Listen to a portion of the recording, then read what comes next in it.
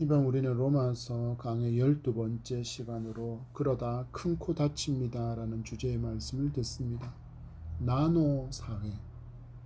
김남도 교수는 그에 져서 2022년 트렌드에서 현재 우리나라는 나노 사회의 정점으로 달려가고 있다고 말합니다. 그는 각 사람이 선호하는 그 트렌드가 사람마다 다르고 또 그것들 또한 조각조각 쪼개지는 현상이 있어서 그렇게 쪼개진 현상이 일반화된 사회를 그는 나노 사회라고 부릅니다.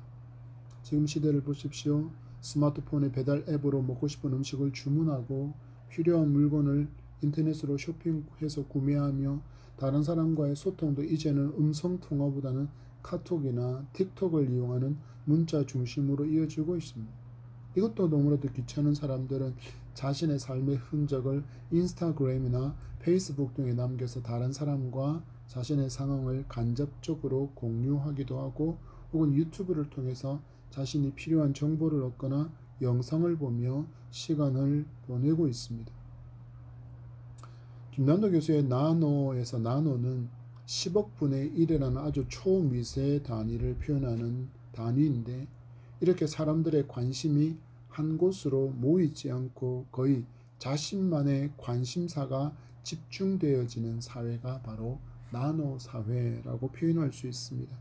다른 말로 하면 개인주의가 극대화된 사회, 그래서 보편적인 가치와 전통적인 가치, 특히 절대적인 가치를 부인하고 외면하는 시대라 할 수 있습니다. 사회 질서와 안녕 유지를 위해서 가장 기본적인 질서인 법도 나에게 불편함을 준다면 쉽게 위반하는 모습을 우리는 주변에서 많이 만나고 있지 않습니까? 다른 차나 길을 걸어가는 보행자가 지나다니는데 아무리 그들이 불편을 겪는다 할지라도 내가 당장 급하면 아무렇게나 주차해 놓고는 사라져 버립니다. 이런 시대에 절대자 그리고 절대적인 가치인 성경을 믿고 따르는 크리스찬은 유행에 아주 크게 뒤처진 사람들처럼 보이게 될 것입니다. 절대적인 기준이 사라진 자리에 상대적인 기준만을 세우던 시대를 살아가는 성도에게 오늘 사도 바울은 말합니다. 아니다. 오직 절대적인 진리를 기준으로 삼고 살아가는 사람이 유행에 뒤처진 사람이 아니라 유행에 앞서가는 사람이고 하나님께서 인정하시는 바른 인생을 살고 있는 것이라고 말하고 있습니다.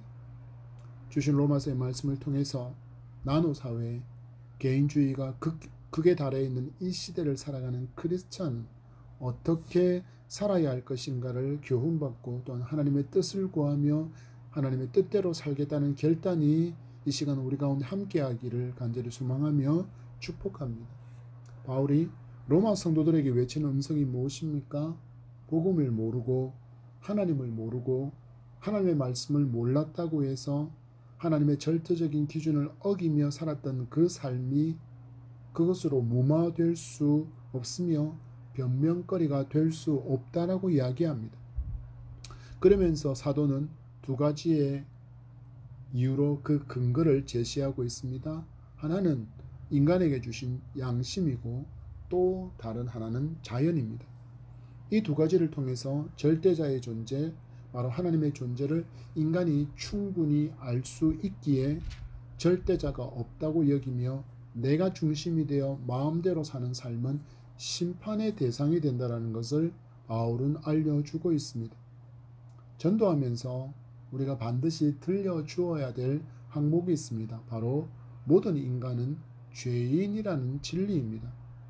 이 선포를 듣고 또 이 외치는 전도를 들을 때 대부분의 사람들은 내가 무슨 죄인이야 라고 불같이 화를 내며 달려들기도 합니다. 그들은 이야기합니다. 나보다 더 악한 존재가 있는데 그 사람에 비하면 자신은 선하다라는 주장인 것입니다. 한 목사님이 두 사람의 사업가를 만나게 되었습니다.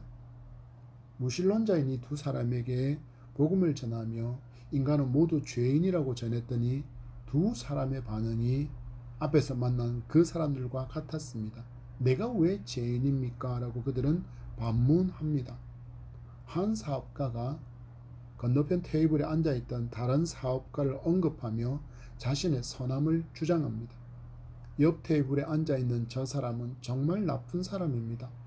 얼마나 고약하고 악독하게 사업을 하는지 저 사람에 비하면 저는 선한 사람입니다. 라고 이 사람은 자신을 주장합니다. 잠시 후 이 목사님은 바로 이 앞에 사람이 언급했던 그 사업가와 대화할 기회가 생겼습니다. 그리고 그도 앞에서 만난 사업가와 비슷한 반응을 합니다. 목사님, 제가 죄인이라니요. 내가 가정을 위해서 그리고 아픈 나의 두 누이를 돌보며 얼마나 열심히 살고 있는데 죄인이라니요. 죄인은 저 건너편에 있는 테이블에 앉아있는 바로 저 사람이지요. 저 사람은 얼마나 비열하게 사업을 하는지, 사기치고 등치고 얼마나 비열하게 사업을 하는지 저 사람에 비하면 나는 성실하고 나는 선한 사람이지요. 라고 자신의 선함을 주장합니다. 전도하면서 인간 모두가 죄인입니다 라고 선포하면 대부분의 사람들은 악명 높은 범죄자를 언급하며 말합니다. 그 사람에 비하면 나는 천사와 같습니다. 이런 반응이 나오는 이유는 단순합니다. 바로 상대적인 평가가 판단의 기준이 되었기 때문입니다. 그래서 그들은 이야기합니다. 그 아무개보다는 그래도 내가 낫다. 그 악한 사람보다는 그래도 내가 선하다라고 말하는 이유가 바로 상대적인 평가로 모든 것을 판단하고 내가 중심이 된 판단을 하기 때문입니다. 그렇다면 하나님은 과연 이런 말에 대해서 어떻게 말씀하실까요? 오늘 본문이 그것을 우리에게 알려주고 있습니다. 2장 1절 말씀입니다. 그러므로 남을 판단하는 사람아 누구를 막론하고 내가 핑계하지 못할 것은 남을 판단하는 것으로 내가 너를 정죄함이니 판단하는 내가 같은 일을 행함이니라. 아멘. 한마디로 모두가 똑같다라는 것입니다. 이 사람이나 저 사람이나 너나 나나 할 것 없이 모두가 죄인이라고 선포하시는 것입니다.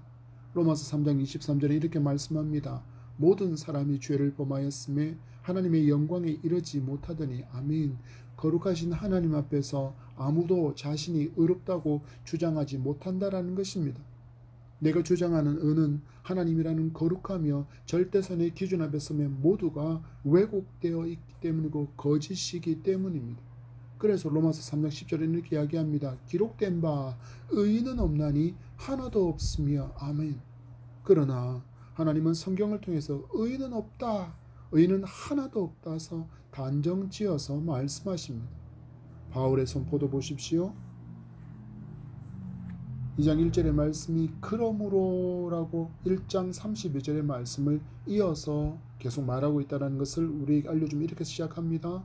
남을 판단하는 사람아, 내가 기준이 되어서 나는 그나마 다른 사람에 비하면 의롭다 여기며 다른 사람을 판단하고 있는 그 사람을 향해서 경고합니다. 이 말씀에서 성도는 결코 자유롭지 않습니다. 그래서 교회 안에서의 헌신의 정도나 섬김의 정도를 기준으로 다른 사람을 판단하는 일을 멈추어야 합니다. 예배 한 번 더 드린다고 예배 한 번 드리지 않는 사람 우리는 판단할 자격이 없습니다. 기도 조금 더 길게 한다고 기도에 참석하지 않는 사람 판단을 우리에게는 어떤 자격도 없다라는 것입니다. 왜입니까? 왜 바울은 이렇게 이야기합니까? 누군가를 판단하는 그 죄의 자리에 나도 설 수 있기 때문이라는 것입니다. 나는 안 그래. 내가 얼마나 의롭게 사는데, 얼마나 성경 열심히 읽고 기도하는데, 내가 얼마나 하나님과 친밀한데 내가 저 사람처럼은 안 살아라고 아무도 말할 수 없다라는 것입니다. 예수께서 십자가로 우리의 죄악을 정결케 해주시고 생명의 길을 열어주심으로 예수 믿는 믿음으로 인해서 구원을 선물로 받았지만 우리에게는 여전히 죄성이 남아서 죄의 유혹을 날마다 받으며 살고 있기 때문입니다. 그래서 바울은 누구를 막론하고 내가 핑계하지 못한다라고 말하는 것입니다. 만약에 누군가를 판단하고 있다면 그것이 너 자신을 정죄하는 것이라고 이야기하고 있습니다. 누구를 판단하는 것이 자신이 그 사람보다 낫다는 의식에서 출발하는 행동이기 때문입니다. 그런데 바울은 이것이 자신이 죄인이라는 것을 스스로 인정하는 것이라고 말하고 있습니다. 내가 너를 정죄함이니 너도 내가 정죄하는 그와 같은 죄인이라고 이야기하는 것입니다. 왜입니까? 그가 지금 판단하는 죄의 자리에 서기 때문입니다. 그러면서 이야기합니다. 내가 같은 일을 행함이니라. 거짓말, 음란한 마음, 누군가의 것을 빼앗으려는 탐심의 마음, 사기, 시기하지 않는 사람이 세상에 어디에 있습니까? 그 양이나 크기가 다를 뿐이지 모든 사람이 행하는 죄이지 않습니까? 마태복음 7장에서는 예수께서 비유를 통해서 비판을 하지 말라고 말씀하셨습니다. 자신의 눈 안에 있는 들보를 보지 못하고 다른 사람의 눈에 있는 티를 탓하는 것이 비난이며 이것이 판단이라고 말씀하셨습니다. 예수께서는 모든 삶에 대해서 판단하는 분, 곧 판결을 내리시는 분이 있다는 것을 성도는 기억하며 살아야 한다는 것을 교훈하십니다. 마태복음 7장 2절 말씀에 너희는 비판하는 그 비판으로 너희가 비판을 받을 것이요 너희가 헤아리는 그 헤아림으로 너희가 헤아림을 받을 것이니라. 아멘. 모든 인간의 삶을 계수하시는 분, 마지막 날에 모든 것을 정확하게 보여주고 들려주시고 헤아리시는 그 하나님의 심판의 자리가 있다라는 것을 말씀하고 있는 것입니다. 그래서 성도의 삶은 스스로를 날마다 말씀의 저울에 달아보는 삶이어야 합니다. 요한복음 8장에서도 가늠한 여인을 붙들어 온 사람들에게 예수께서 이렇게 말씀하시니 그들이 모두 그 자리를 떠나갔다고 기록합니다.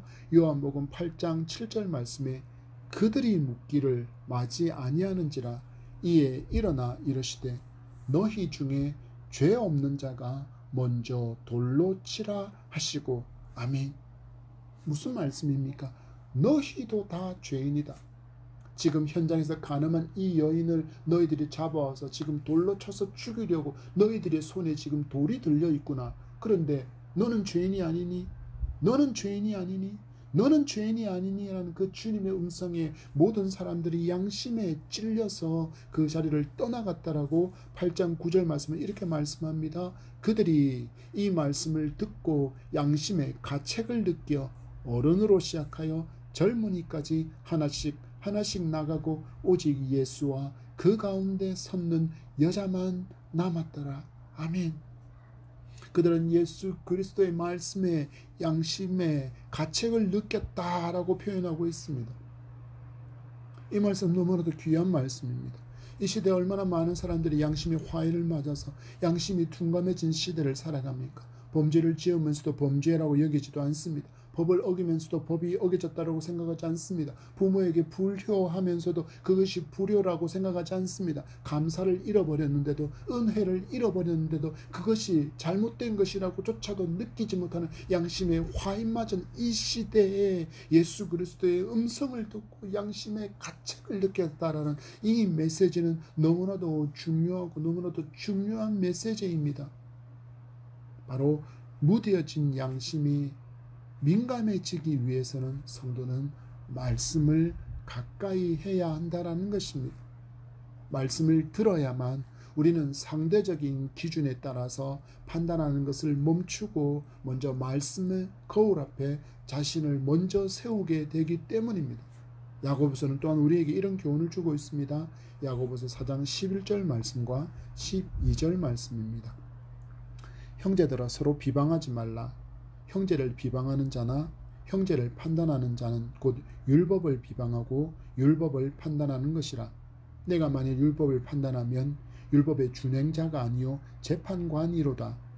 입법자와 재판관은 오직 한 분이시니 능히 구원하기도 하시며 멸하기도 하시느니라. 너는 누구이기에 이웃을 판단하느냐. 아멘.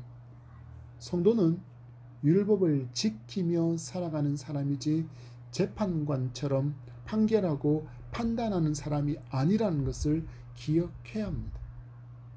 오직 성경을 만드신 하나님이 재판관이라는 것을 잊지 말라는 것입니다.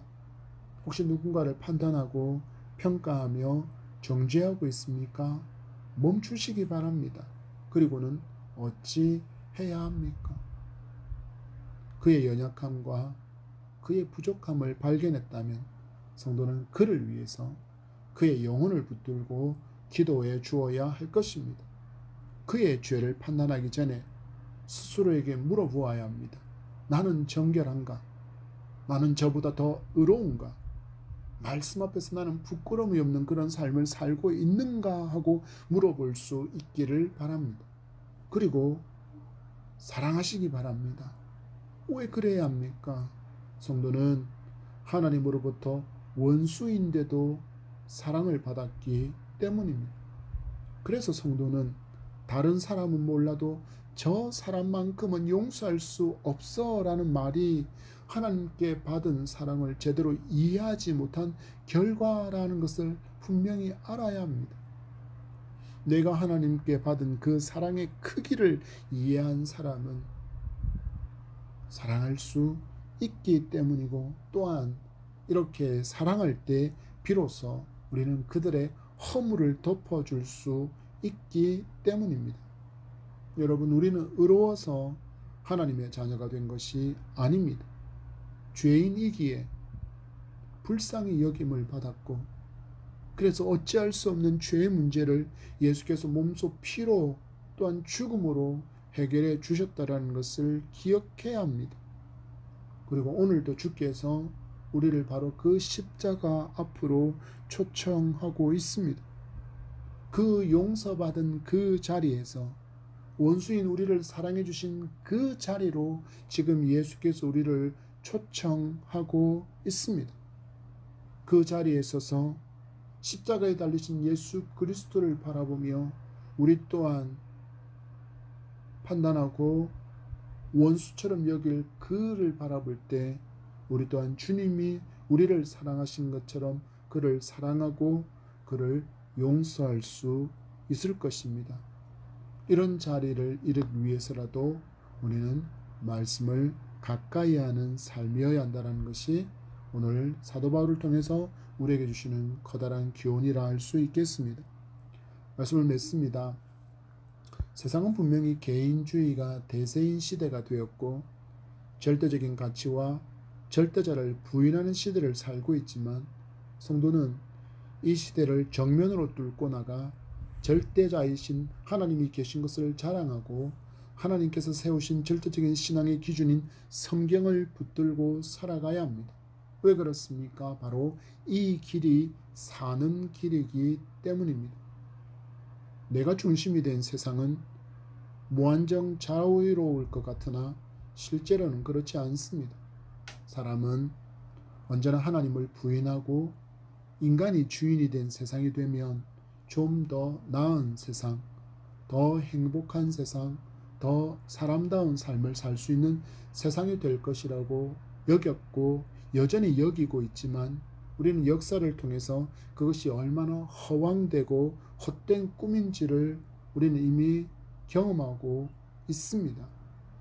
내 꿈을 위해서 얼마든지 다른 사람의 꿈을 짓밟을 수 있다고 말하는 시대임을 우리는 이미 눈으로 보고 있지 않습니까? 이 모든 것들이 바로 하나님을 외면하고 성경을 외면한 사람들의 실체입니다. 그래서 더 외로워지고 힘겨워하고 고통에 몸부림치며 이 모든 것에서 벗어나려고 이것저것 시도해보지만 사람은 하나님 밖에서는 행복할 수 없는 존재입니다. 엄마의 태 안에 있을 때 아기가 가장 편안함을 느끼는 것처럼 인간은 창조주이신 하나님 안에 거할 때 행복할 수 있는 존재로 만들어졌기 때문입니다. 세상과 물질의 권력은 우리에게 편안함과 안락함을 줄 수 있을지는 몰라도 행복은 주지 못합니다. 돈으로, 권력으로 행복을 살 수는 없습니다. 그런데 성도는 이미 하나님으로부터 행복과 평안을 선물로 받았습니다. 누리시기를 바랍니다. 그리고 우리 주신 말씀처럼 살아봅시다. 말씀 안에 거해 봅시다. 내가 주인된 인생이 아니라 하나님이 모든 것 대신 그 아름다운 인생을 살 때, 그러면 우리에게 더 큰 평안과 기쁨으로 행복 가득한 여러분들이 될 것이며 믿음의 여정을 기쁘게 걸어갈 수 있을 것입니다.